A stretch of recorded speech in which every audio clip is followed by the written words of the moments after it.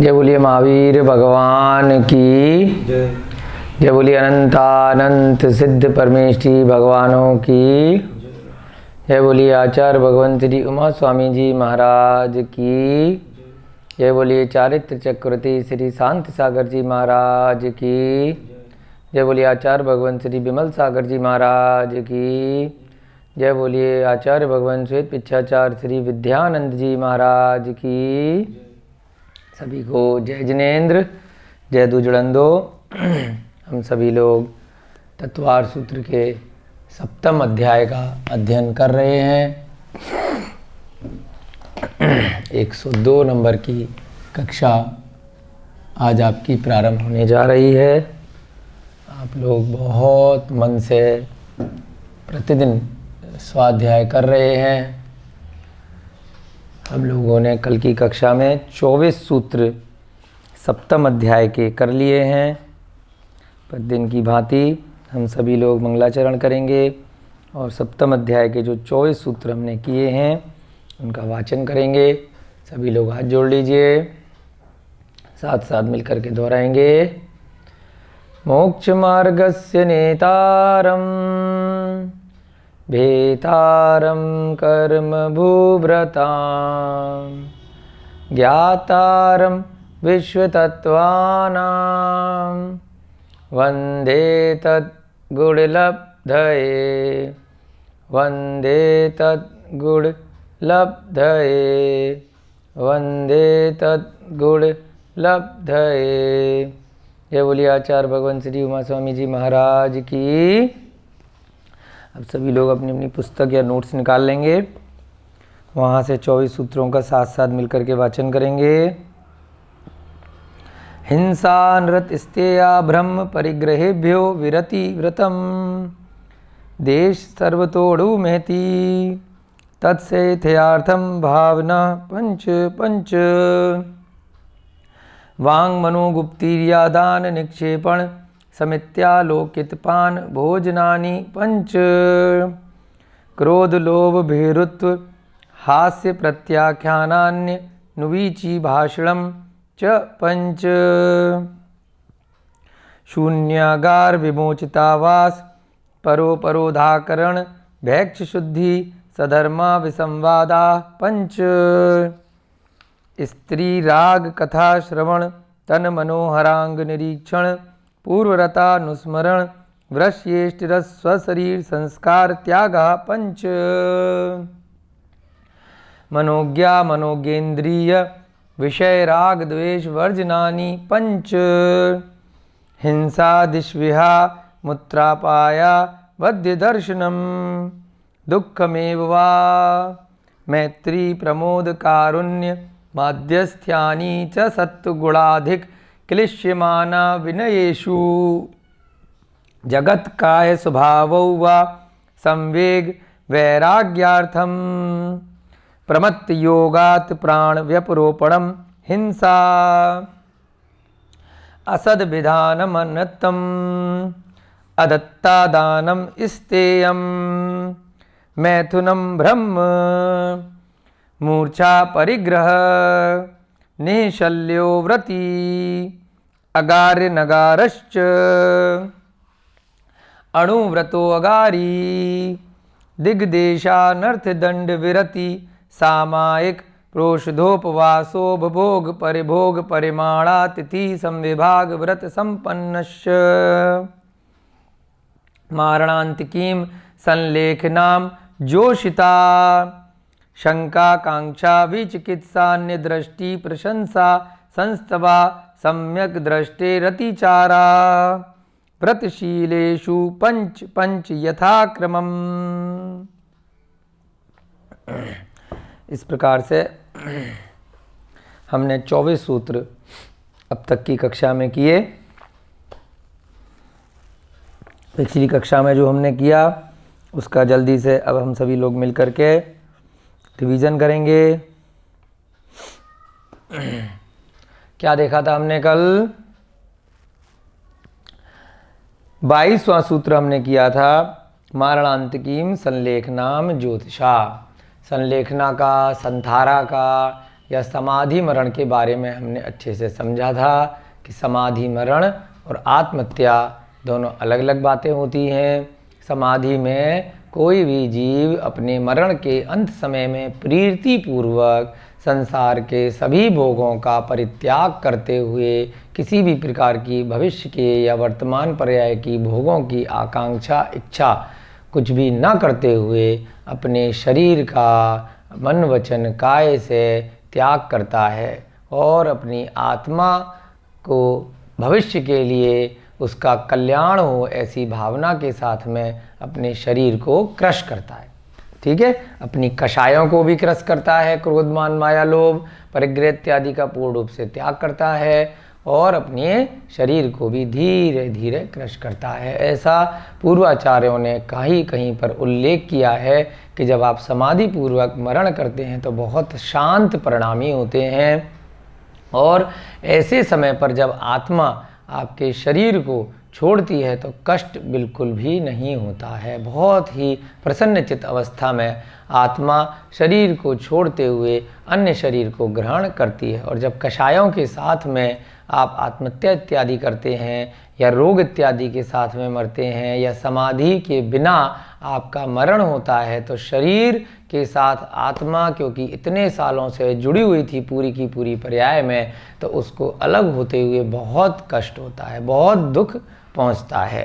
तो ऐसा कई आचार्यों ने उल्लेख किया है कि समाधि मरण में बहुत शांत अवस्था में प्रसन्न चित्त मुद्रा में आत्मा शरीर छोड़ती है, क्योंकि आपको उस शरीर से कुछ मोह ही नहीं रह जाता, तो उसको छोड़ने में बिल्कुल भी कष्ट नहीं रहता। ये हम पहले पढ़ के आ चुके हैं कि कौन कौन से शरीर होते हैं। औदारिक, वैक्रियक, आहारक, तेजस और कार्मण। इन 5 शरीरों में जो कार्मण शरीर और तेजस शरीर है वो तो अनादिकाल से आत्मा के साथ जुड़ा रहता है जब तक कि वो संसारी अवस्था में रहती है, चाहे वो एक इंद्रिय अवस्था में हो चाहे वो पंचेंद्रिय अवस्था में। मुक्त अवस्था में ही कार्मण और तेजस शरीर भी छूटते हैं। इसके अलावा सभी संसारी अवस्थाओं में कार्मण और तेजस शरीर आत्मा के साथ जुड़े रहते हैं। बस उसमें क्या होता है, कर्मों में परिवर्तन आता रहता है, पुराने कर्म हटते रहते हैं, नए कर्म जुड़ते रहते हैं। औदारिक, वैक्रियक और आहारक शरीर वह यहीं पर हर पर्याय में छूट जाते हैं और दूसरे शरीर मिल जाते हैं। 23वां सूत्र कल की कक्षा में हमने देखा था सम्यक दर्शन के अतिचार क्या क्या होते हैं। अतिचार का मतलब हमने समझने के लिए 4 प्रकार के दोष जो व्रतों में लगते हैं वो कल अच्छे से याद किए थे। अतिक्रम, व्यतिक्रम, अतिचार और अनाचार। अतिक्रम क्या था कि व्रत ले लिए लेकिन अनिच्छा हो गई कि किसी के कहने में फंस गए, देखा देखी लेकिन मज़ा सा नहीं आ रहा, कहाँ फंस गए, अनिच्छा हो गई। लेकिन अभी भी क्या है कि अब ले लिए हैं तो अब व्रतों का पालन कर रहे हैं। बस थोड़ी सी देर के लिए क्या हुआ बीच बीच में कि जो है बहुत टफ व्रत ले लिए, अपना तो इतना संयम था नहीं, इतनी अपनी कैपेसिटी थी नहीं, फिर भी ले ली। अनिच्छा हो जाना, लेकिन व्रतों में अभी खंडन नहीं लगा तो थोड़ा सा दोष तो लगा, क्योंकि मन में उसके प्रति जो भाव थे, जो दृढ़ श्रद्धान था वो थोड़ा कम हो गया, तो उसको क्या बोलते हैं, अतिक्रम। व्यतिक्रम क्या हुआ कि जो व्रत लिए थे उसमें थोड़े समय के लिए उसकी सीमा का उल्लंघन कर लेना, जो वस्तु इत्यादि त्याग कर दी थी उसका सेवन कर लेना, कुछ सीमा ले ली थी परिग्रह प्रमाण में तो उसको उल्लंघन कर देना। तीसरा होता है मुख्य रूप से यहाँ जो बताया था अतिचार। अतिचार में भी व्रत खंडित नहीं होते, सीमा इत्यादि का उल्लंघन कर लिया, जो वस्तु त्याग की थी उसका सेवन कर लिया, परंतु क्या किया, बाद में उसका प्रायश्चित ले लिया और आत्मग्लानि करी, क्रोध कर दिया, क्रोध का त्याग कर दिया था, लेकिन क्या हुआ, कभी परिस्थिति ऐसी बनी एकदम से क्रोध आ गया, तो क्या किया, बाद में जैसे ही ध्यान आया ये तो मेरे व्रतों में बहुत बड़ा दोष है, सम्यक दर्शन का दोष है, मुझे तो कभी भी कोई कषाय नहीं करनी चाहिए, तो उसके लिए दुख अपने आप से हुआ और स्वयं से भी माफ़ी मांगी और जिस व्यक्ति के प्रति क्रोध इत्यादि किया था उससे भी मन वचन काया से क्षमा प्रार्थी करी, क्षमा मांगी और फिर बाद में यदि व्रत लिए हुए थे तो अपने आचार्य गुरु के समझ जाकर उसका खेद प्रकट किया, उनसे प्रायश्चित लिया। फिर इसमें बताया कि अगर आपको पता चल गया कि भाई गुरुजी ये प्रायश्चित देते हैं, हमने इस वस्तु का सेवन कर लिया, रात्रि में हमारा चलने का त्याग था, वाहन का त्याग था, रात्रि में बोलने का त्याग था, हमने ब्रह्मचर्य व्रत का पालन कर लिया था, हमने कोई भी ऐसे नियम इत्यादि ले लिए थे, उसके बाद गुरुजी के पास जाकर गुरुजी ये प्रायश्चित दे देते हैं, तो हम वो चीज़ बार बार करने लगे जानबूझ के कि भाई इतना सा प्रायश्चित मिलता है, एक दिन का गुरुजी कह देते हैं उपवास कर लो, उसके बाद तो हम बार बार ये कार्य करने लग गए, तो वो अतिचार नहीं कहलाएगा, वो क्या बन जाएगा, अनाचार बन जाएगा। अनाचार में क्या होता है कि व्रतों की चिंता पूर्ण रूप से छोड़ दी, कभी किसी के कहने पे ले लिए थे, मन में विचार आया था, एकदम वैराग्य बहुत प्रबल था, व्रत ले लिए, लेकिन बाद में समय आने पर बिल्कुल भूल गए, उनको अब ध्यान ही नहीं है हमने क्या सीमा बनाई थी, क्या नियम लिए थे, कभी पालन ही नहीं कर रहे बाद में। तो व्रत चाहे महाव्रत लिए हों या अणुव्रत लिए हों, वो व्रत अपने आप ही खंडित कर लिए, तो उसे क्या बोलते हैं, उसे क्या बोला, अनाचार। अब मान लीजिए कभी कोई व्रत ले लिए हमने, बाहर की वस्तुओं का, अभक्ष सेवन का, एलोपैथिक दवाइयों का इत्यादि का अन्य अन्य प्रकार से त्याग कर दिया, परंतु क्या हुआ, परिस्थिति ऐसी बन गई, कोई रोग इत्यादि ऐसा हो गया कि हमें जो है उसका इलाज कराना पड़ गया। उसके बाद अब वंश कभी कभार एक बार ऐसा हुआ, उसके बाद क्या किया, हमने गुरु के समक्ष जा कर के उसका प्रायश्चित ले लिया, तो तब तक व्रत खंडित नहीं होगा, भले ही आपने बड़े से बड़ा कोई कार्य कर लिया। लेकिन यदि आप फिर उसके बाद आपने पहले तो व्रत खंडित किया और बाद में दोबारा से उसको आपने फिर से व्रत दोबारा नहीं लिए, तो क्या हो जाएगा, फिर वो व्रत हमेशा के लिए खंडित हो गए, आप भूल गए, है ना। तो इसको क्या बोला, अनाचार। और ऐसे ही अतिचार जो बार बार रिपीट किया जाएगा तो वो भी अनाचार ही बन जाएगा। अब यहाँ पर क्या बताया आपको 23वें नंबर के सूत्र में कि सम्यक दर्शन के अतिचार क्या होते हैं, कि सम्यक दर्शन पे कोई शंका कर ली, कोई आकांक्षा कर ली भविष्य के या वर्तमान पर्याय के लिए, विचिकित्सा यानी कि मुनि इत्यादि या जो व्रती इत्यादि हैं उनके मलिन शरीर को देख करके उसमें गिलानी कर ली कि ये नहाते नहीं हैं, ये भोजन एक बार करते हैं, तो इस प्रकार से क्या बोला, विचिकित्सा।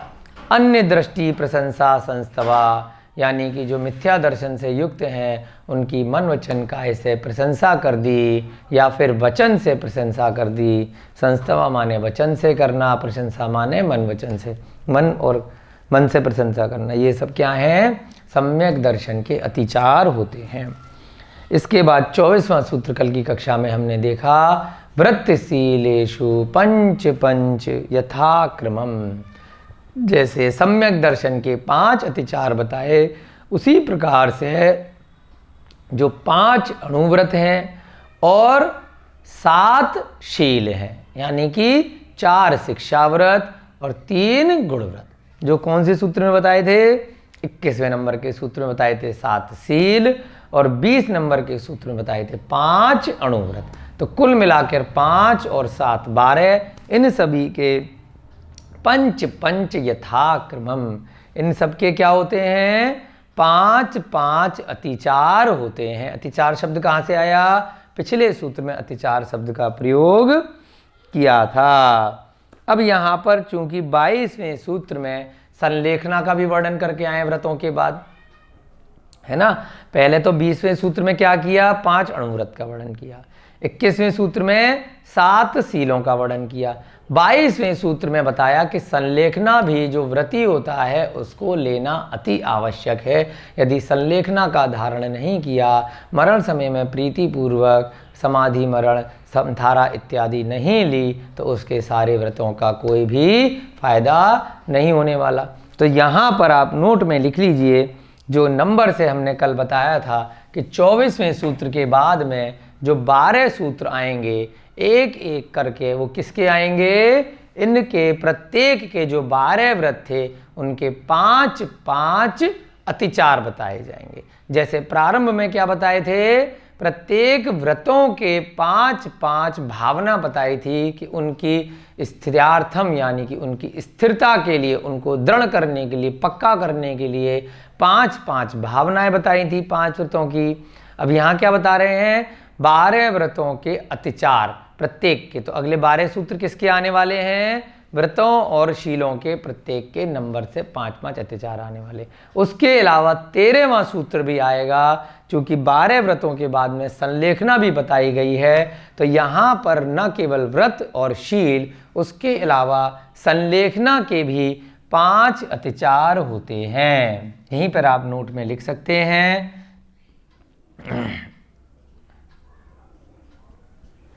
क्योंकि उसको भी, संलेखना को भी व्रतों का पार्ट ही माना गया है, क्योंकि व्रत उस संलेखना के बिना अनकंप्लीट है। नोट में आप लिख सकते हैं 12 व्रतों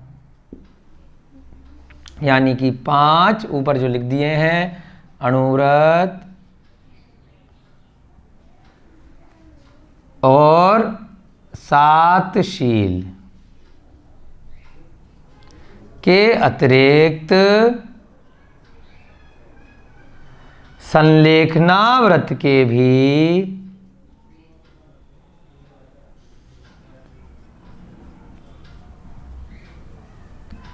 5 अतिचार होते हैं।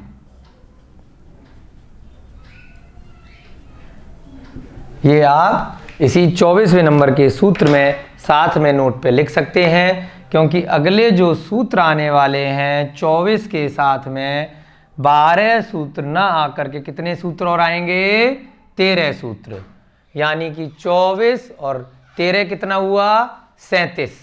24 और 10 34, फिर 35, 36, 37। तो 37 नंबर के सूत्र तक ये अब हम नंबर से एक एक करके अतिचार पढ़ेंगे। आप यहीं पर अपने नोट्स में लिख सकते हैं कि 12 व्रतों के अतिरिक्त जो संलेखना व्रत था उसके भी 5 अतिचार होते हैं। तो वो 37वें नंबर के सूत्र में आएगा। अब क्रम से हम चलेंगे। सबसे पहले हम देखेंगे 20वें नंबर का सूत्र।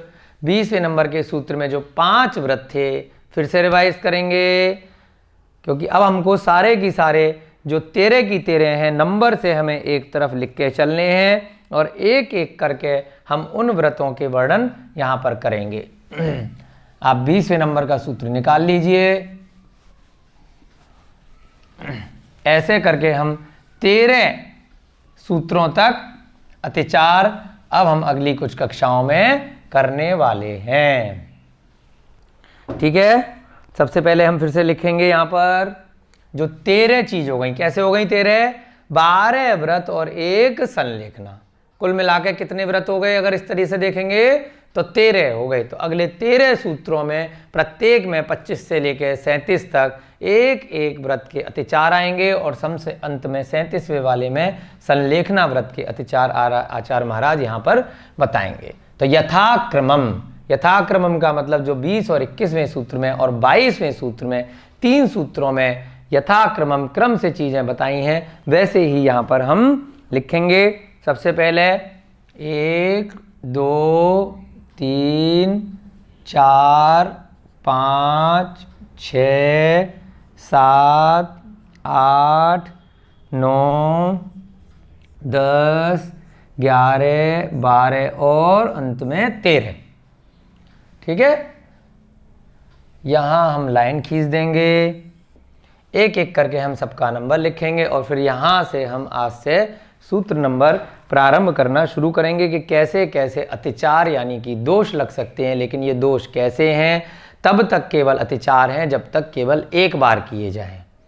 बार बार किए जाएंगे तो अनाचार बन जाएंगे। एक बार करके ग्लानि कर ली और दोबारा रिपीट ना करने का नियम ले लिया कि दोबारा रिपीट नहीं करने, एक बार कर सकते हो बस ये अतिचार, जो अब नंबर से इन व्रतों में आएंगे। कौन कौन से आएंगे? सबसे पहला, अब जल्दी से आप बताइए, अब 20वें सूत्र से बताइए। अहिंसा अणुव्रत। उसके बाद दूसरा सत्याणुव्रत। ये सब हम कर चुके हैं, रिवाइज कर रहे हैं। कि आचार्य महाराज तो शब्द बचाते हैं, उन्होंने दोबारा ये वर्ड प्रयोग नहीं करे एक भी सूत्र में। अब हमें यहीं से देखने पड़ेंगे कि एक एक करके कौन से सूत्र के लिए कौन सा व्रत आएगा, है ना। तीसरा नंबर पे क्या है? अचौर्या अनुव्रत। फिर कौन सा है? ब्रह्मचर्यानुव्रत।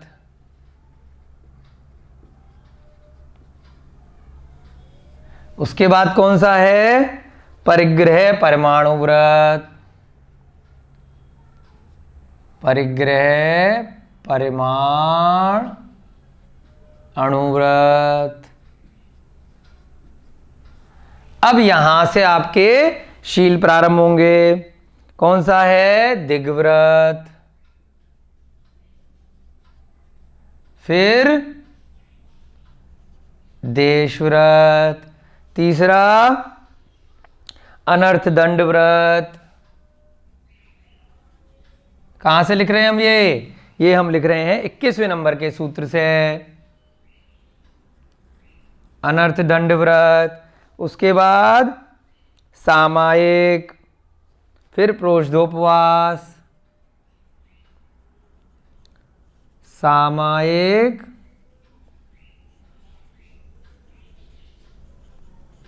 प्रोषधोपवास। उसके बाद उपभोग परिभोग परिमाण, उपभोग परिभोग परिमाण। फिर अतिथि समविभाग। और अंत में अगला वाला सूत्र कौन सा है? 22वां सूत्र, संलेखना।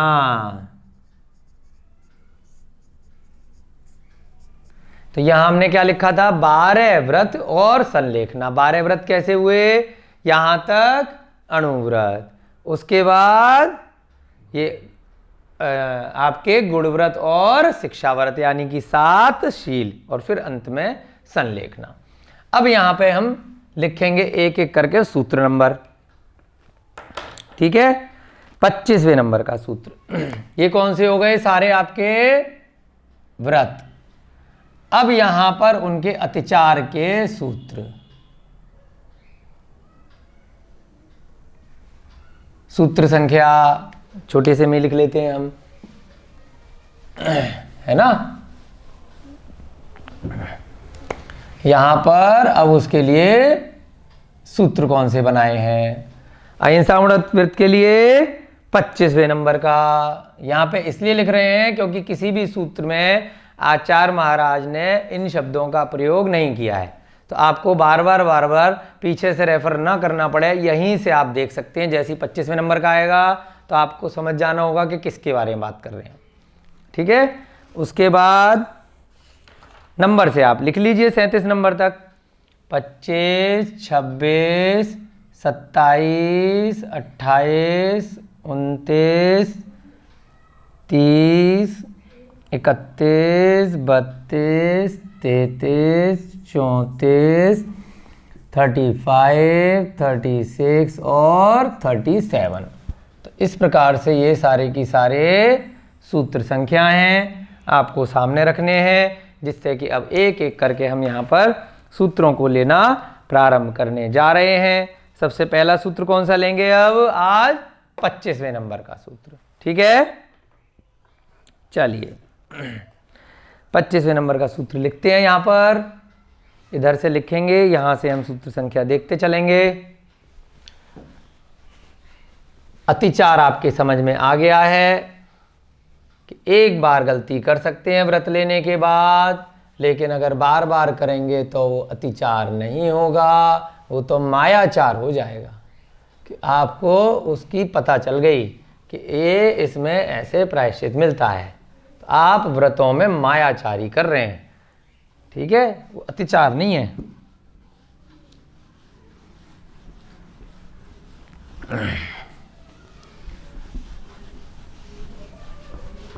पहला वाला कौन सा है? अहिंसा अणुव्रत। अब किसी ने पूरी तरह से अहिंसा अणुव्रत ले लिया। अहिंसा अणुव्रत का मतलब होता है कि अब किसी भी प्रकार से आप अभक्ष पदार्थों का सेवन नहीं करेंगे। नॉनवेज का यानी कि मांसाहार का तो सेवन है ना कोई भी व्यक्ति नहीं करना ही नहीं चाहिए, है ना। लेकिन उसमें क्या है कि यहाँ पर अहिंसा अणुव्रत का पालन नहीं हुआ यदि आप पूर्ण रूप से शाकाहारी हैं तो। उसके अलावा भी सूक्ष्म रूप से देखा जाता है कि आप कोई भी ऐसे पदार्थों का प्रयोग नहीं करेंगे जो मर्यादा से रहित हों, यानी कि कोई सी वस्तु खाने योग्य है वो किस प्रकार से कितने दिन में वो खराब हो जाती है और उसमें जीव पड़ सकते हैं, तो इन सब बातों का भी ध्यान रखना है। तो अहिंसा अणुव्रत लेते समय आपके बाहर के बने हुए जितने भी भोजन पदार्थ हैं, यानी कि जो घर में पकाए हुए नहीं हैं, घर में पिसा हुआ आटा इत्यादि नहीं है, घर के पिसे हुए मसाले नहीं हैं, बहुत ज़्यादा दिनों के रखे हुए हैं, ऐसे तेल इत्यादि का प्रयोग किया गया है जो अभक्ष है, उसमें किसी भी प्रकार का कोई केमिकल इत्यादि मिलाया गया है, कोई ऐसे पदार्थ मिलाए गए हैं जो खाने योग्य नहीं है, तो वो सब अहिंसा अणुव्रत के पालन में नहीं आते। तो जैसे ही अहिंसा अणुव्रत कोई जीव लेता है तो उसके बाहर के खाने पदार्थों का त्याग हो जाता है, रात्रि भोजन का भी त्याग हो जाता है, कोई भी बाजार का तला भुना इत्यादि वो पैकेट का भोजन नहीं कर सकता। तो इन सब बातों को समझाने के लिए यहाँ पर अतिचार आपके बताए जा रहे हैं कि किस प्रकार से आप अहिंसा रख सकते हैं 25वें नंबर के सूत्र में। बंध वदच्छेदात् भारारोपणान् पान निरोधा। बंध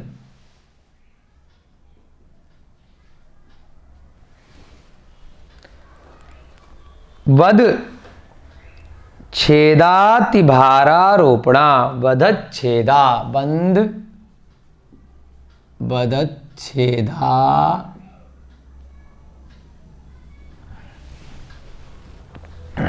ति भारारोपणा। ति भारा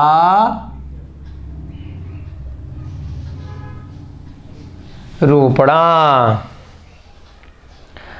अन्नपान निरोधा। पान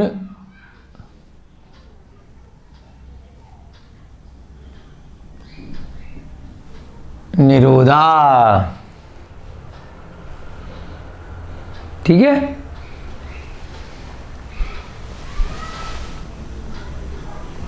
ये विसर्ग है लास्ट में। अब इसका संधि विच्छेद करेंगे। बंध वदच्छेदा तिभारारोपणान् पान निरोधा।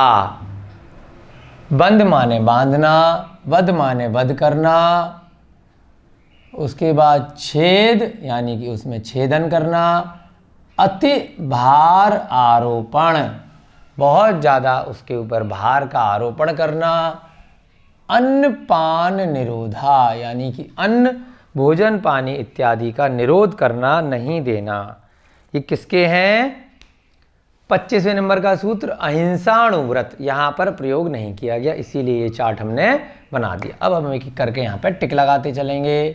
पहला वाला हो गया अहिंसाणुव्रत के अतिचार। अब किसके लिए हैं? यहाँ पे हमें बहुत ध्यान देना है कि किसी की भी व्रत लेने की इच्छाएं हैं या व्रत ले लिए हैं तो वो कृत कारित अनुमोदना से अगर इन पांचों में से कोई भी कार्य करता है तो उसके व्रतों में दोष लग जाता है और बार बार करता है तो व्रत उसके खत्म माने जाते हैं। बंध, बंध माने बांधना।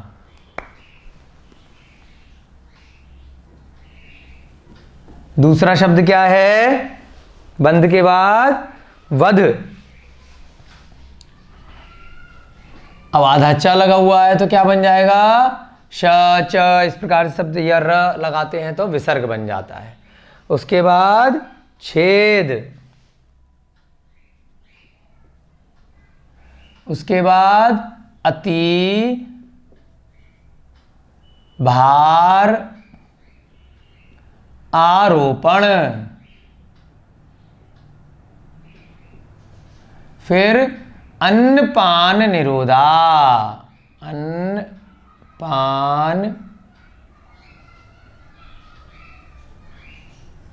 निरोधा।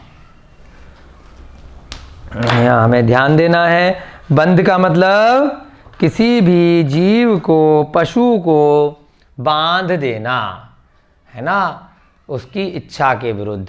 अगर उसकी रक्षा के लिए कुछ समय के लिए बांध दिया तब तक तो ठीक है कि भाई उसको किसी दूसरे जीव ना खा जाएं, कहीं पर उसका मरण इत्यादि ना हो जाए, उसको कुछ समय के लिए किसी स्थान पर बांध के रख दिया। अगर वो घायल अवस्था में है, उसकी रक्षा के लिए उसको बंद करके रखा गया कुछ समय के लिए, तब तक तो ठीक है, भाव प्रमुख है। लेकिन यदि आपका भाव क्या है कि इससे मुझे कुछ फ़ायदा पहुंचने वाला है, मैं इससे गुलामी करवाऊंगा इस पशु से या इस मनुष्य से, तो उसको जीवन भर के लिए रस्सी से बांध के रख दिया, बेड़ियों में बांध दिया, कैद कर दिया, जेल में डाल दिया, पिंजड़े में डाल दिया किसी भी पशु पक्षी को, क्योंकि उससे हमें कुछ फ़ायदा लेना है, और जीवन भर के लिए उसको बांध करके प्रताड़ित किया।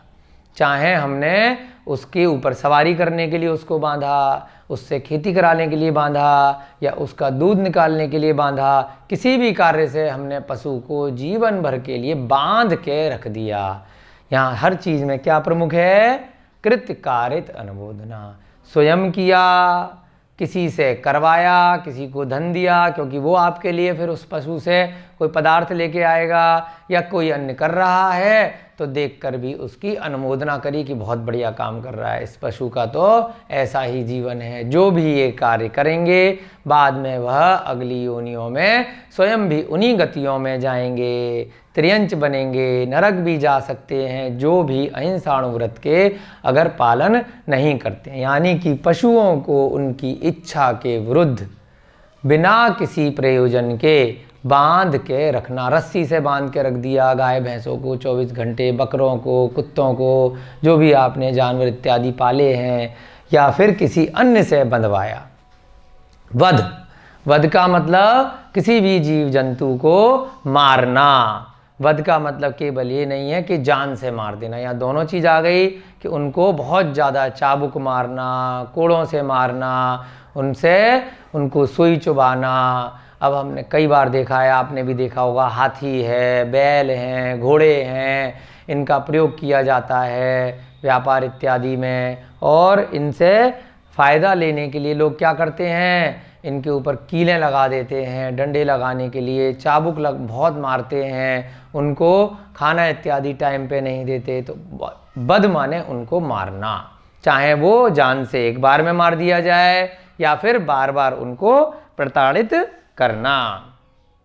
छेद, पशुओं को, मनुष्यों को इच्छा के विरुद्ध छेदन भेदन करना। अब आपको घोड़े के ऊपर तांगा बनाना है, या बैल के ऊपर कुछ बनाना है, या गाय भैंस को आपको बांध के रखना है, तो उसमें क्या किया, उनके शरीर को ज़बरदस्ती छेदन भेदन कर दिया, उनके अंदर आपने कील लगा दी, है ना, उनके मुंह के अंदर ऐसे चाबुक लगाने के लिए ऐसी चीज़ें लगा दी बैलों के अंदर कि उसमें कीलें होती हैं। जब रस्सी से उसको खींचते हैं तो उसे बहुत दर्द होता है, तो वो एक दिशा में चलने लगता है, फिर दूसरी रस्सी से खींचते हैं तो दूसरी दिशा में, तो उसमें कीलें इत्यादि लगा दी उसके शरीर में, उनको छेदन भेदन कर दिया। क्यों कर दिया? कि उनसे आपको काम लेना है। उसके बाद क्या बोला? अति भार आरोपण। अब ये शब्द इसलिए महत्वपूर्ण है, यहाँ पर ये मना नहीं किया कि उनका प्रयोग नहीं करना। आदिनाथ भगवान ने भी पशुओं को प्रयोग करने के लिए उस समय काल के हिसाब से सिखाया था, जब असीम, रसी, कृषि, वाणिज्य, कला और शिल्प इत्यादि 6 विद्याओं की शिक्षा दी थी। उन्होंने ये नहीं किया कि पशुओं का आप प्रयोग कर ही नहीं सकते, लेकिन कैसे कर सकते हैं? उनको परिवार के सदस्य की तरह मानिए, उनको भोजन इत्यादि का पर्याप्त प्रबंध कीजिए, उनका प्रताड़ना मत कीजिए, उनको जीवन भर बांध के मत रखिए, उनको छेदन भेदन मत कीजिए। उनका जितना आप संयम के साथ में उपयोग कर सकते हैं उतना आप कर सकते हैं। उनको एज अ फ्रेंड ट्रीट कर सकते हैं, मित्र के स्वरूप व्यवहार कीजिए। हमने प्राणी मात्र में मैत्री देखी ना, मैत्री कारुण्य हमने पिछले सूत्र में देखा। तो जीव मात्र के प्रति हमें क्या रखनी है? मित्रता रखनी है। हमें कोई भी जीव को ये नहीं समझना कि ये बहुत छोटा है तो उसको हमें मारना है और ये तो हमारे फायदे के लिए बना है, हमारे भोजन के लिए बना है ये जीव, या केवल हमें इससे काम लेना है। सर्दी गर्मी में वो बाहर पड़ा रहे। अति भाराड़ों पर में क्या गया? हमने उसके ऊपर जरूरत से ज़्यादा भार नहीं लादना। आपके यहाँ कोई कर्मचारी काम कर रहा है, बेचारा गरीब है, ज़बरदस्ती उसके ऊपर इतना ज़्यादा सामान लोद दिया कि वो वहीं गिर पड़ा।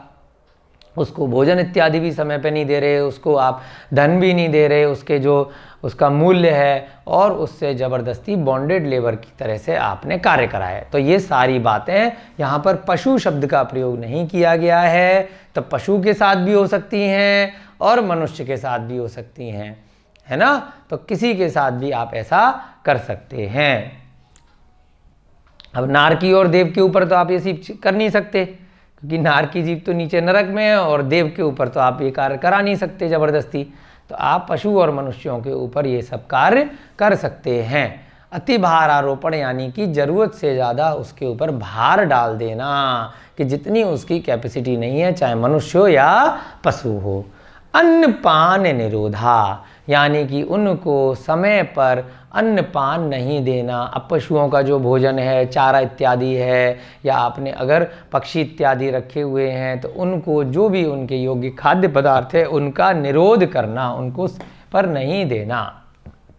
ये सब क्या है? अहिंसाणु व्रत के अतिचार हैं। आपने अहिंसाणु व्रत ले लिया और आपने किसी को ऐसे व्यक्ति को अपॉइंट कर दिया जो आपके लिए बहुत सारे पशुओं से बने हुए खाद्य पदार्थ इत्यादि लेके आता है और उनको प्रताड़ित करता है और आपकी जानकारी में है, तो आप क्या माने जाएंगे? कारित। भले ही आपने स्वयं नहीं किया, उसने क्या किया आपके बिहाफ पर? अब पशुओं को प्रताड़ना दी। उसके जो दूध निकाल करके उसने उनके बच्चों को नहीं दिया, उनके बछड़ों को, बछिया को, चाहे गाय भैंस ऊंट बकरी कोई भी हो, और आपके लिए ले आया। तो आपके बिहाफ पर उसने बांधा, उसका वध किया, अति भार आरोपण किया, या उसको अन्नपान निरोध कर दिया। बछड़े को आपने जो अन्नपान मिलना था उसका निरोध कर दिया और स्वयं के हृष्ट पुष्ट रहने के लिए आपने ऐसे भोजन का प्रयोग किया, तो आप व्रती नहीं माने जाएंगे। ये बहुत बड़ा सूत्र है। जो लोग इस प्रकार से कहते हैं कि भाई अहिंसा व्रत का पालन करने के बाद भी हम पशुओं से बने हुए खाद्य पदार्थों को प्रयोग कर सकते हैं, आप प्रयोग अवश्य कर सकते हैं, बशर्ते आप ये कार्य स्वयं कृतकार्यत अनुमोदना से नहीं करते हों। आपको बहुत ध्यान देना है इन सब बातों के ऊपर। चाहे आप कोई सर्टिफिकेट लेके किसी भी प्रकार का घूम रहे हों व्रतों का, लेकिन यदि आप किसी भी प्रकार से कृतकार्यत अनुमोदना से ये कार्य कर रहे हैं तो आचार्य महाराज ने तत्वार सूत्र के 7वें अध्याय के 25वें सूत्र में क्लियर कट बता दिया कि आपका व्रत में अतिचार लग जाएगा। और यदि एक बार गलती से आपने कार्य कर दिया है, उसके बाद आपको जिस दिन पता चल गया आपने उस बात का प्रायश्चित ले लिया तो व्रत बचे रहेंगे। और जानकारी या बोध होने के बाद भी आप बार बार ये कार्य कर रहे हैं, ऐसे पदार्थों का त्याग नहीं कर रहे हैं जो पशुओं के ऊपर या मनुष्यों के ऊपर अत्याचार करके प्राप्त हो रहे हैं आपकी प्रतिदिन की चर्या में, चाहे आपके ऐसे कोई वस्त्र हों या आपके भोजन पदार्थ हों या आपके कोई भी ऐसे साधन हों जो इस प्रकार से बन रहे हैं, और आपने जानकारी के बाद भी आपने सोचा कि अब हम कर क्या सकते हैं, इसका कोई विकल्प नहीं है, तो आपके वो अतिचार न माने जा कर के अनाचार माने जाएंगे। क्योंकि आपको ना कोई खेद है, न गिलानी है, और ना ही आपने अपने व्रतों में दोष लगने के बाद किसी भी प्रकार का प्रायश्चित लिया, तो वह अतिचार नहीं कहलाएंगे, अनाचार हो जाएंगे। व्रत हमेशा के लिए खंडित माने जाएंगे। क्या कह रहे हैं? बंध। बंध माने रस्सी इत्यादि से इच्छा के विरुद्ध बांधना। इच्छा के विरुद्ध खूंटे से बांध के रख दिया परमानेंट, है ना। रस्सी या बेड़ियों से मनुष्य है तो उसको बांध के रख दिया, रस्सी इत्यादि से बांधना। दूसरा क्या है? वध। वध माने उसको मारना, उसको जान से मार देना, या फिर चाबुक से, कोड़े से, बेंत इत्यादि से मार देना, है ना, वध करना। ये भी हो सकता है, जान से मार देना भी हो सकता है, अथवा उसको पीड़ा पहुंचे, कष्ट पहुंचे, ऐसे साधनों से मारना। हाथियों को मारने के लिए क्या रखते हैं? एक बहुत सा पैना सा, वो भाला सा रखते हैं, ऐसी बैलों को चुबाते रहते हैं कि वो कार्य करते रहें, है ना। हाथियों को देखा है कि वो झुकाए, सलाम करे, परफॉर्मेंस दे, सर्कस इत्यादि में भी ऐसा करते हैं, है ना। चिड़ियाघर में भी बहुत जगह आपके एंटरटेनमेंट के लिए पशुओं के ऊपर इस प्रकार से अत्याचार किए जाते हैं। तो यदि आप पशुओं की जानबूझकर ऐसी सवारी कर रहे हैं जहाँ पर ये कार्य किए जा रहे हैं, तो क्या माना जाएगा? आप व्रती नहीं कहलाएंगे। वध करना अथवा चाबुक, बेंत इत्यादि से मारना। यदि पशु आपके साथ मित्र सम व्यवहार करता है, आपके साथ, जैसे आपने चेतक घोड़े का नाम सुना होगा, बहुत सारे प्रथमान योग के ग्रंथों में भी ऐसे ऐसे हाथी, घोड़े, बैल इत्यादि के नाम आते हैं जो सब चीज़ समझते हैं और मित्र सम व्यवहार करते हैं, तो वहाँ पर दोष नहीं है। पशु अपनी इच्छा से आपको ले जा रहा है ना, आपके साथ मित्र की तरह रह रहा है, आप उसको बहुत अच्छे से रख रहे हैं, अच्छा खाना दे रहे हैं, आप उस पर अत्याचार किसी प्रकार का नहीं कर रहे हैं, तो कोई भी दोष नहीं है। आप उसे बिना मारे उसे काम ले रहे हैं, है ना। बहुत ज़्यादा चोट लगती है जब आप उसको तेज़ी से दौड़ाने के लिए उसको मारते हैं। छेद यानी कि पशुओं को नाक, कान इत्यादि से छेदना, है ना, छेदन भेदन करना, इसमें भी बहुत कष्ट होता है करना, है ना। नाक, कान इत्यादि छेदना, कि उस पे हम अब कुछ बांध सकते हैं, कुछ लगा सकते हैं। अतिभार आरोपण, उसकी जितनी क्षमता है, जितनी शक्ति है, उससे अधिक भार लादना,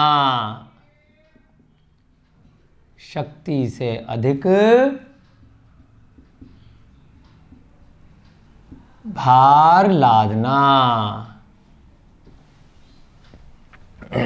अन्नपान निरोधा, यानी कि उसको पर्याप्त मात्रा में अन्नपान, भोजन इत्यादि नहीं देना। जितने अब कोई भी जीव है, कोई पशु का बच्चा है, बछड़ा इत्यादि है, उसकी जितनी अन्नपान भोजन उसका है, उसको अपनी माता का दूध चाहिए, उसका निरोध कर देना और उसको निकाल लेना, है ना। या फिर आपने किसी भी कार्य के लिए बैल को रख लिया, घोड़े को रख लिया, कुत्तों को रख लिया शौक के लिए, पक्षियों को पाल लिया और उनको समय पर अन्नपान निरोध भोजन नहीं देना समय पर, तथा क्योंकि वो आप पे डिपेंड है, आपने उसको पाल लिया है समय पर, तथा उसकी जितना बेचारे की भूख है पर्याप्त मात्रा में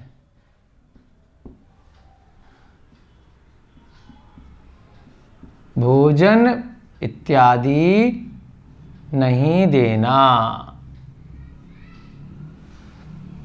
ये सब क्या कहलाते हैं? अहिंसाणु व्रत के अत्याचार हैं। कौन कौन से? एक, अब 5-5 हम गिनते चलेंगे प्रत्येक के, क्योंकि पंच पंच पिछले सूत्र में बोल दिया, तो सभी के आप ध्यान देंगे कि 5-5 होंगे और नंबर से ये 13 सूत्र में ऐसे एक एक चलते जाएंगे। अर्थात उपर्युक्त 5 अहिंसाणु व्रत, यहाँ शब्द का प्रयोग नहीं किया, वो हम यहाँ से लेंगे। अहिंसाणु व्रत के अतिचार हैं, ये एक बार किए जा सकते हैं, उसके बाद ग्लानि करके उसको ठीक किया जा सकता है। यहाँ आप नोट में लिखेंगे कि ये अत्याचार पशुओं तथा मनुष्य दोनों पर लागू हो सकते हैं और कृत कारित अनुमोदना से तीनों प्रकार से देखे जाते हैं जितने भी अत्याचार हैं।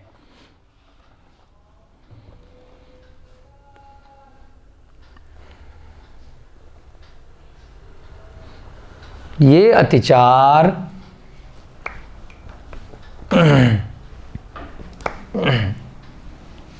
आपने अगर पशु पाले हैं चाहे मनुष्य, ये अत्याचार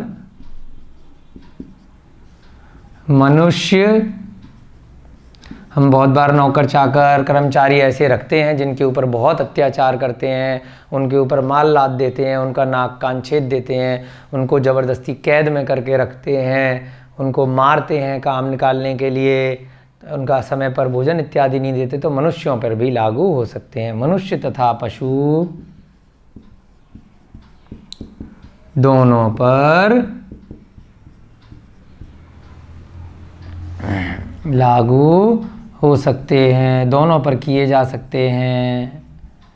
और इसके साथ सबसे महत्वपूर्ण है कि कई बार व्यक्ति बोलते हैं कि हमने तो नहीं किया, वह व्यक्ति ऐसे पशुओं पर अत्याचार करके हमारे लिए खाद्य पदार्थ लेकर आ रहा है या वस्त्र इत्यादि या अन्य साधन लेकर आ रहा है, तो हमने तो कोई ऐसा कार्य नहीं किया, तो इसमें हमें क्यों दोष लगेगा? आपको दोष लगेगा क्योंकि आपकी जानकारी में है और आपने उसके लिए उसको कहा है ऐसा करने के लिए, आपने ऐसा धन दिया है। यदि आप वो पदार्थ उससे नहीं मंगाएंगे तो वो कार्य नहीं करेगा, है ना। तो कृत कारित अनुमोदना तीनों प्रकार से ये लागू हो सकते हैं। ये कार्य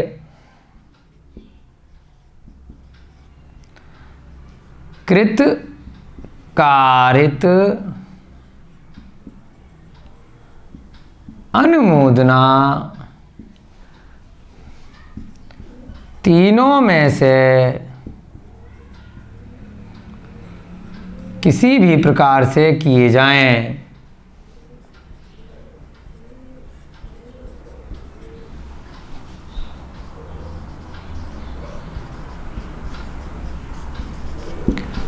तब भी अत्याचार ही कहलाते हैं।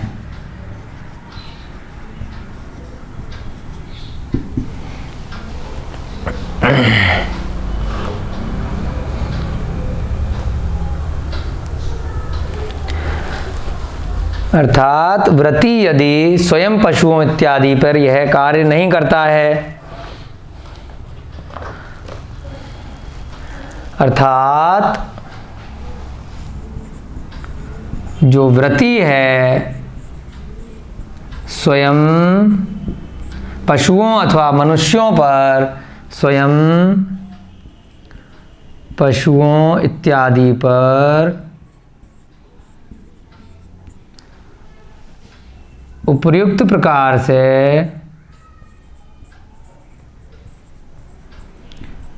कष्ट नहीं देता, परंतु उसकी जानकारी में है कि उसके निमित्त से कोई और दे रहा है, तो उसी व्रती को ही दोष लगेगा।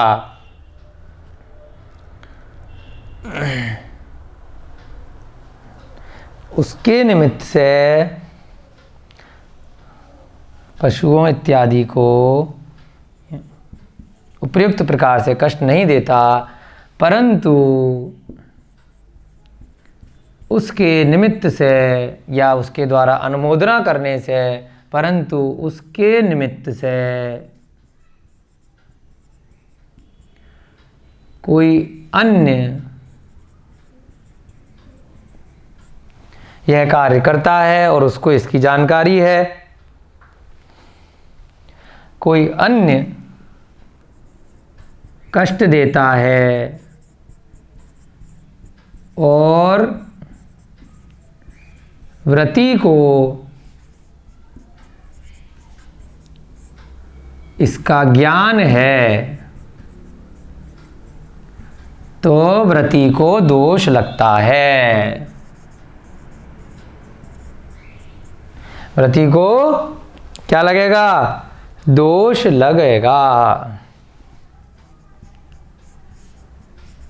उसको जानकारी नहीं है तब तक तो चलो ठीक है, थोड़ा कम दोष लगेगा। जब जानकारी मिल गई कि वो इस प्रकार से पशुओं को मार करके, कष्ट दे करके उनको हमारे लिए खाद्य पदार्थ ला रहा है या जो अन्य साधनों का प्रबंध कर रहा है। तो अब आपकी समझ में आ गया 25वां सूत्र।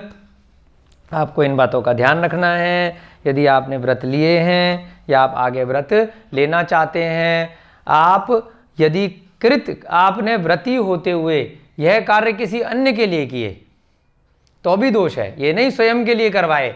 आप व्रती हैं, आप स्वयं सेवन नहीं करते ऐसे खाद्य पदार्थों का, ऐसी वस्तुओं का, परंतु यदि आपने किसी अन्य के लिए कर दिए, अपने धन को ऐसी जगह दे दिया जब पता है कि पशुओं पे अत्याचार हो रहा है इस प्रकार से, तब भी क्या है? आपको दोष लगेगा। यदि आपके लिए रात्रि भोजन का त्याग है, आपने किसी अन्य के लिए रात्रि भोजन बनाया, आपने किसी अन्य के लिए ऐसे पदार्थ ला करके दिए जो चमड़े से बने हुए हैं, जो ऐसे मांस इत्यादि के हैं, तब क्या है? तब भी आपको दोष लगेगा, जिसमें किसी भी प्रकार से पशुओं को कोई कष्ट दिया गया है या आपको बिल्कुल कन्फर्म जानकारी है कि मनुष्यों को या पशुओं को कष्ट दे करके प्राप्त हुए हैं। तो यहाँ पर आपको ध्यान रखना है कि आपने स्वयं भी नहीं करना है, किसी अन्य के लिए भी नहीं करना है, और ना स्वयं के लिए किसी अन्य से करवाना है। कोई व्यक्ति किसी के लिए ये कार्य कर रहा हो तो उसके लिए अनुमोदना भी, प्रशंसा भी नहीं करनी, तभी तक आपके व्रत में पूर्णता मानी जाएगी। तो आपने ऐसे कार्यों से हमेशा बचना है।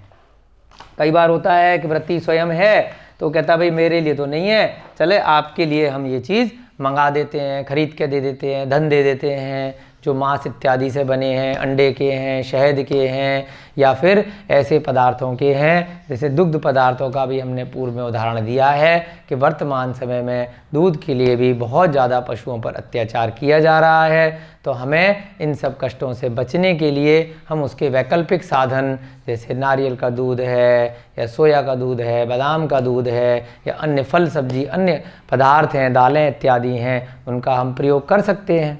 यदि हमें बहुत ही ज़्यादा करने का है तो हम स्वयं उनको, पशुओं को अच्छे से पालें, अपने पास रखें और उनके बच्चों को अच्छे से पहले उनका दूध इत्यादि दें, और उसके बाद जो बचा हुआ है वो हम प्रयोग करें। चलिए आगे बढ़ते हैं। काफ़ी समय ले लिया इसमें, क्योंकि यहाँ पर समझने के लिए बहुत ज़्यादा था। हम लोग कई बार ऐसी गलतियाँ करते हैं। मिटा दें ये, क्योंकि इधर का हमको नोट रखना है। 26वें नंबर का सूत्र आने वाला है, तो ऊपर से थोड़ा सा मिटा देते हैं। आपने नोट कर लिया होगा। आप लोग अपने नोट्स जरूर बनाते हुए चलिए, आपके बहुत काम आएंगे बाद में। और इनको जो भी आपके सूत्र होते जा रहे हैं, अध्याय होते जा रहे हैं, समय समय पर आपको जब भी समय मिले तो उनको रिवाइज जरूर करते रहिए। 26वां सूत्र कौन सा आने वाला है? सत्यानुव्रत, यानी कि सत्य में कैसे अत्याचार लगता है। मिथ्योपदेश रहोभ्याख्यान 26वें नंबर का सूत्र है। मिथ्योपदेश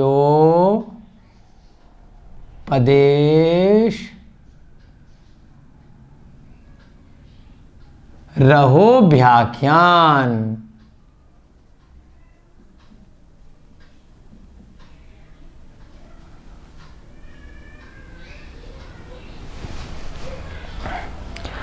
कूट लेख क्रिया, कूट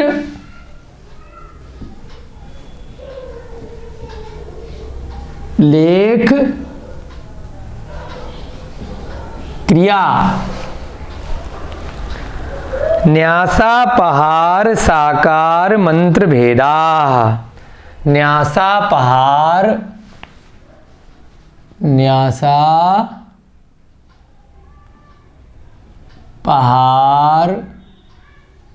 साकार मंत्र भेदा।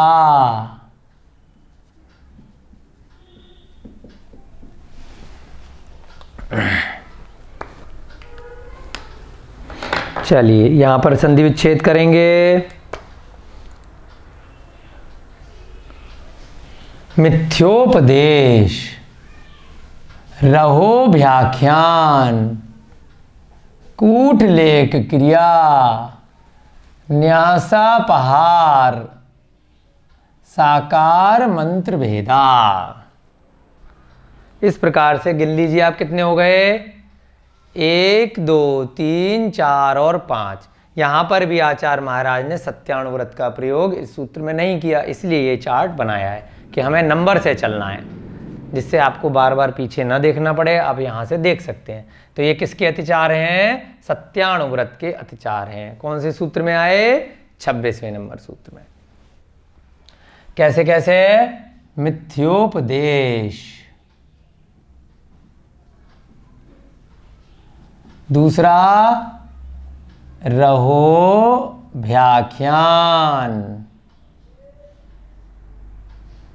तीसरा कूटलेख क्रिया। इसके बाद नीचे का मिटा देते हैं, आप लोगों ने नोट कर लिया होगा।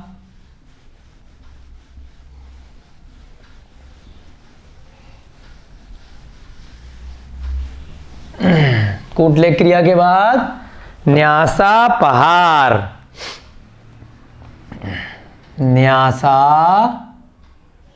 न्यास अपहार भी इसको बोल सकते हैं। न्यासापहार यानी कि न्यास अपहार। उसके बाद साकार मंत्र भेदा। अब इसमें नंबर लिखेंगे हम, गिन लीजिए, प्रत्येक के 5 ही निकलेंगे, बहुत सिस्टमेटिक है सारी चीजें। 1 2 3 4 और 5। अब इनका मतलब क्या क्या होता है, शाब्दिक अर्थ हैं, बहुत आसानी से आप लोगों के समझने में भी आ रहे होंगे कुछ कुछ इसमें से। सबसे पहले देखेंगे किसके हैं, सत्य। आपने सत्य नामक अणुव्रत ले लिया। अब आपको क्या ध्यान रखना है, मिथ्या का उपदेश नहीं देना, यानी कि कोई भी ऐसे प्रवचन, कोई भी ऐसे उपदेश जो मिथ्या दर्शन वाले हों, झूठ हों। आपको पता है कि भगवान महावीर ने क्या कार्य किए थे, ग्रंथों में क्या क्या बात बताई है, लेकिन उसमें क्या करना, अपने मन से बातें जोड़ देना। देश काल के प्रभाव से आपने भाषा में ट्रांसलेशन किया, अनुवाद किया, वहाँ तक तो ठीक है। अब आचार्य महाराजों ने कहा कि अहिंसा का पालन करना है। अब उस समय पर अहिंसा के अलग मायने थे, अब वर्तमान समय पर नए नए तरीके से जीव हिंसा के तरीके आ गए, तो वहाँ पर वर्तमान के हिसाब से आपने चीज़ों को थोड़ा चेंज कर दिया। पहले बाजार के इतने खाद्य पदार्थ नहीं मिलते थे, अब बहुत सारे पैकेट की चीज़ें मिलने लग गई, तो उस हिसाब से आपको परिवर्तन समय के अनुसार तो करना पड़ेगा, लेकिन भाव ही चेंज हो जाए कि भगवान महावीर तो मांस खाते थे, भगवान महावीर ने बलि देना बताया है, बलि देने से देवता प्रसन्न होते हैं, देव इत्यादि मांस भक्षण करते हैं, मदिरा का सेवन करते हैं, हमें भी करना चाहिए। भगवान तो भांग खाते हैं, भगवान ऐसे रहते हैं, भगवान स्त्री के साथ में रहते, बहुत सारी बातें अपने हिसाब से ज़बरदस्ती चेंज कर देना, जिससे कि स्वयं का नाम हो, स्वयं का फ़ायदा हो, स्वयं के बहुत सारे भक्त बन जाएं और आप उनसे धन ले सकें, मायाचारी कर सकें, तो वो सब किस श्रेणी में आते हैं, मिथ्योपदेश। आपने व्रत ले लिए, व्रत लेने वाले हैं या व्रत लेने की इच्छा है, और साथ साथ आप क्या कर रहे हैं, मिथ्या का उपदेश दे रहे हैं, यानी कि असत्य बातों को आप बता रहे हैं, तो उसे क्या कहते हैं, सत्य अणुव्रत में अतिचार लगता है। एक बार दे दिया, अब यहाँ बहुत ध्यान रखना, बार बार कर रहे हैं तो अतिचार नहीं है, सीधे अनाचार है। एक बार गलती से आपने ये कार्य कर दिया और बाद में आपको गिलानी हुई, आपने ठीक कर लिया, तब तक अतिचार रहेगा। ठीक है। रहोभ्याख्यान, रहोभ्याख्यान का क्या मतलब होता है कि दो लोग आपस में कोई बात कर रहे हैं और उसको आपने सुन लिया और सारी जनता को जाकर के बता दिया। स्त्री पुरुष के मध्य की कोई एकांत की बात है, उसको आपने सुन करके उसका ढिंढोरा पीट दिया, उसको सारे संसार को बता दिया कि उनके बीच कुछ संबंध है, वो ऐसे ऐसे कोई बात कर रहे थे, कुछ भी बात आपने किसी की सुन के अन्य को बता दी, तो उसे क्या बोलते हैं? रहो व्याख्यान। भले ही आपने सत्य बताया, भाव महत्वपूर्ण है। जो पहले यहां पर सूत्र आया था 14वें नंबर का सूत्र आप निकाल लीजिए। असद विधानम नत्तम। अनत का मतलब क्या था? अनत का मतलब था झूठ, यानी कि असद विधानम, हमने कोई भी असत्य का अभिधान किया है, बोला है, तो वो झूठ कहलाता है। वहाँ आपको बहुत इंपॉर्टेंट बात बताई थी कि कभी कभी यदि आपने किसी प्राणी मात्र की रक्षा के लिए झूठ बोला तो वो झूठ की श्रेणी में नहीं आएगा, और यदि आपने जानबूझकर ऐसा सत्य बोला जिससे आपको पता है कि इसकी जान चली जाएगी, इसको बहुत मार पड़ेगी, इसको बहुत कष्ट होगा मेरे सत्य के लिए सत्य बोलने से, फिर भी आपने ऐसा सत्य बोला कि आपको उस व्यक्ति को मजा चखाना था, उसको मार लगवानी थी, उसको सजा दिलवानी थी, या उसका वध करवाना था, तो वो सत्य होते हुए भी असत्य की श्रेणी में आएगा। यहाँ पर यही बात कर रहे हैं कि आपने किन्हीं दो व्यक्तियों की पर्सनल बात को पब्लिक में बता दिया, जिससे अब उन दोनों की बदनामी हो रही है। भले ही सत्य है, उसकी वजह से उनको सजा मिल रही है, उनको कष्ट हो रहा है, तो वो क्या होगा? सत्य नहीं माना जाएगा। सत्य अनुव्रत के अतिचार हैं। अगर आपने किसी की पर्सनल बात को पब्लिक में बता दिया तो बहुत ध्यान रखना है। अगर आपने सत्यानुव्रत लिए हैं तो आपको किसी की बात को, जनता को चुगली नहीं करनी है। कूटलेख क्रिया। कूटलेख क्रिया क्या होता है कि बहुत बार हम लोग क्या करते हैं, झूठे दस्तावेज बना लेते हैं, किसी की प्रॉपर्टी के नकली कागज़ बना लिए, उसको हड़प लिया, या कहीं हमने गलत जाली दस्तखत कर दिए, गलत कार्य करे बिना दूसरे की जानकारी के। कई बार क्या होता है कि भाई दूसरे ने आपको कह दिया कि मेरे पास समय नहीं है। आजकल क्या हो गया, समय बदल गया, डिजिटल सिग्नेचर आ गए हैं बहुत जगह। तो अगर आपने दूसरे की जानकारी में उसके सिग्नेचर लगाए हैं, डिजिटल सिग्नेचर में क्या है, एक पासवर्ड डालना है, एक पेन ड्राइव लगानी है, इस तरह से, तो यदि दूसरे की जानकारी में आपने किया है तब तो झूठा नहीं है, उसको बता के किया है कि मैं आपके इस प्रकार से कागज़ ऐसे ऐसे कर रहा हूँ। यदि आपने उसको धोखा देने के लिए आपने उसकी बिना जानकारी के, बिना आज्ञा के, बिना परमिशन के झूठे दस्तावेज बनाए, गलत किसी के साइन इत्यादि करे, तो कूटलेख क्रिया यानी वहाँ पर भी सत्य अनुव्रत में आपके दोष लग जाएगा। न्यास अपहार। न्यास बोलते हैं धरोहर को।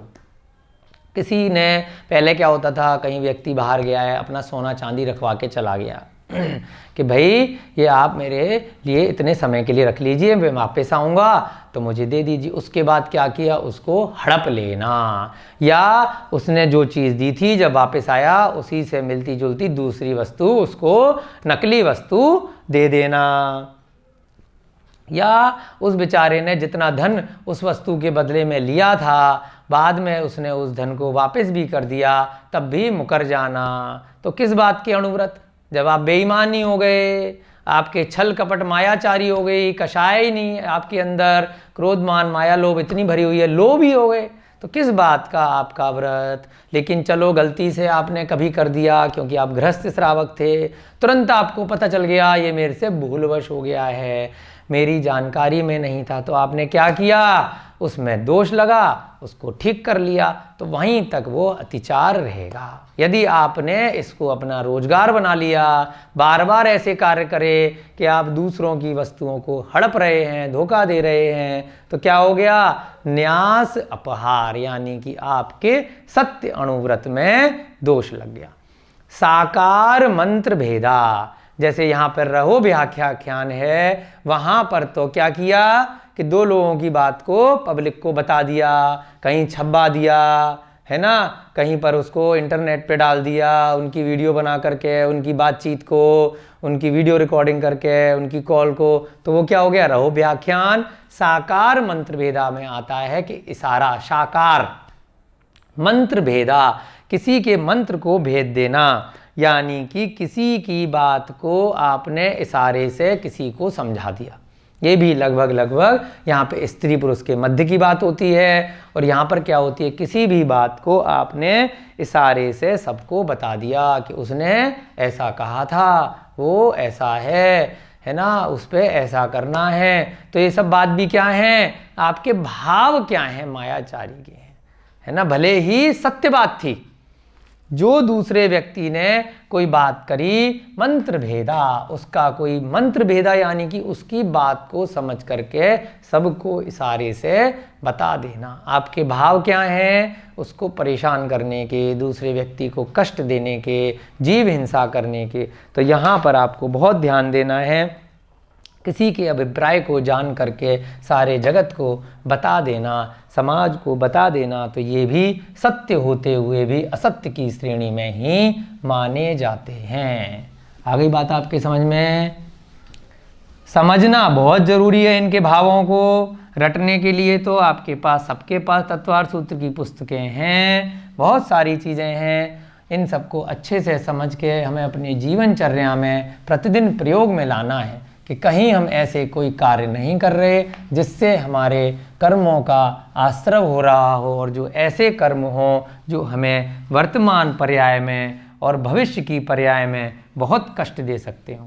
तो इसीलिए सारे व्रत बताए गए हैं जिससे हमारे कर्मों की निर्जरा हो, नए कर्मों का आश्रय कम हो। चलिए, मिथ्योपदेश जल्दी जल्दी से लिखेंगे, आपकी कक्षा का समय भी हो रहा है। मिथ्या का यानी असत्य बातों का उपदेश देना। जो जिन धर्म के विरुद्ध हैं, जो भगवान महावीर द्वारा या जिन देव अरिहंत भगवान द्वारा बताए गए उपदेश नहीं हैं, उनके विरुद्ध उपदेश देना, असत्य उपदेश देना। असत्य का मतलब है कि जो पूर्वाचार्यों द्वारा ग्रंथों में नहीं बताए गए हैं। रहोभ्याख्यान यानी कि स्त्री पुरुष की एकांत की बात को प्रकट कर देना, भले ही वो सत्य ही क्यों ना हो, फिर भी असत्य की श्रेणी में ही आएंगे, क्योंकि आपने मजे लेने के लिए, आपने अपने आनंद के लिए उनकी बात को लोगों को बताया है, जिससे उनकी बदनामी हो, उनको कष्ट मिले, उनको सजा मिले। स्त्री पुरुष की एकांत की बात को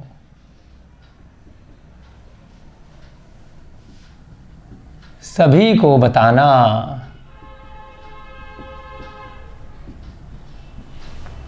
कूट लेख क्रिया, झूठे दस्तावेज इत्यादि तैयार करना।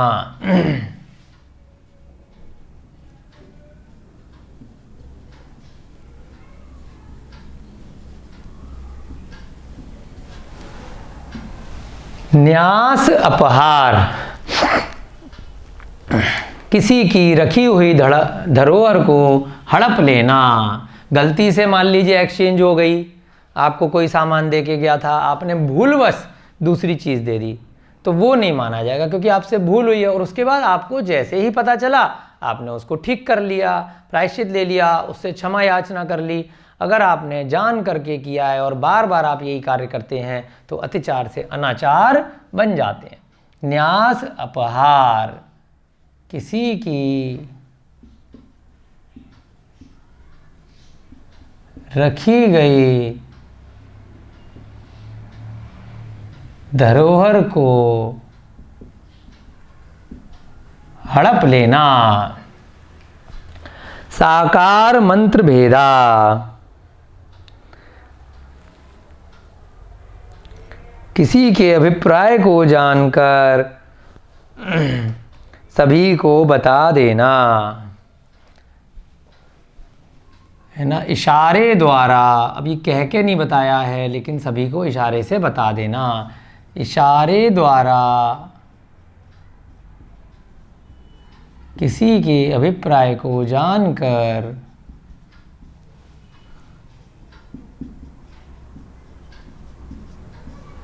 सभी को बता देना। मुख्य रूप से इनका, पांचवें का और तीसरे का यही मतलब है कि जो सत्य होते हुए भी असत्य हैं, क्योंकि इन बातों से दोनों से उनको कष्ट होगा, उनकी बदनामी इत्यादि होगी। ठीक है, आगे लिखते हैं हम। अर्थात उपर्युक्त 5 कौन से वाले व्रत के? सत्याणुव्रत के अत्याचार हैं।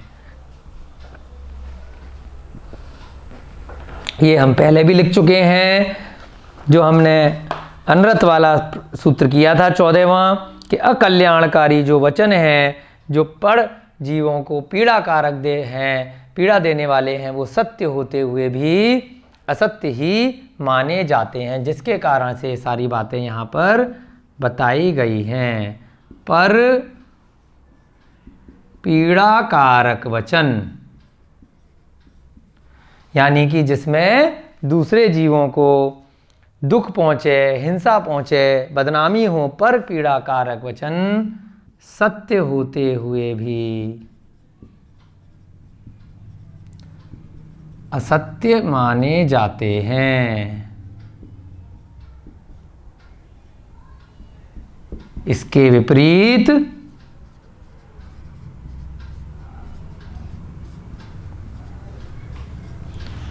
जीव रक्षा के लिए बोले गए असत्य वचन भी सत्य माने जाते हैं। इसके विपरीत किसी जीव की उसकी जान बचाने के उद्देश्य से रक्षा के उद्देश्य से कहे गए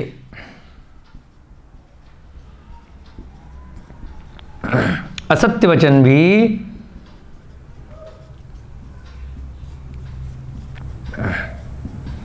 आपको पता है कि इसकी वजह से इसकी जान बच जाएगी, और उसके बाद हम उसको बोधेंगे और उसको दोबारा ऐसी गलती न करने के लिए हम प्रेरित करेंगे।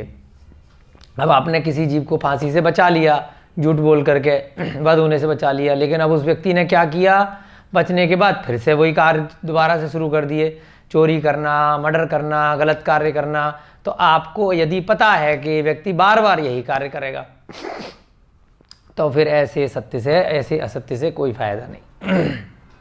आप उसमें मध्यस्थ का भाव लगा लीजिए कि हमें नहीं मालूम, वो ज़्यादा बेटर। ठीक है, तो यहाँ पर आपको इन बातों का ध्यान देना है। आपकी कक्षा का समय हो रहा है, केवल 2 सूत्र आज हो पाए, लेकिन आपको ये चीज़ समझ में आ गई कि एक एक करके हम यहाँ पर 37वें सूत्र तक बहुत जल्दी जल्दी अगली कुछ कक्षाओं में सारे के सारे व्रतों के अतिचार करेंगे। जय बोलिए महावीर भगवान की, जय बोलिए आचार्य भगवान श्री उमा स्वामी जी महाराज की, जय बोलिए चारित्र चक्रवर्ती श्री शांति सागर जी महाराज की, जय बोलिए आचार्य भगवान श्री विमल सागर जी महाराज की, जय बोलिए आचार्य भगवान श्वेत पिच्छाचार्य श्री विद्यानंद जी महाराज की। सभी को जय जिनेन्द्र, जय दो जिड़ंदो। जय बोलिए अनंतानंत सिद्ध परमेष्ठी भगवानों की।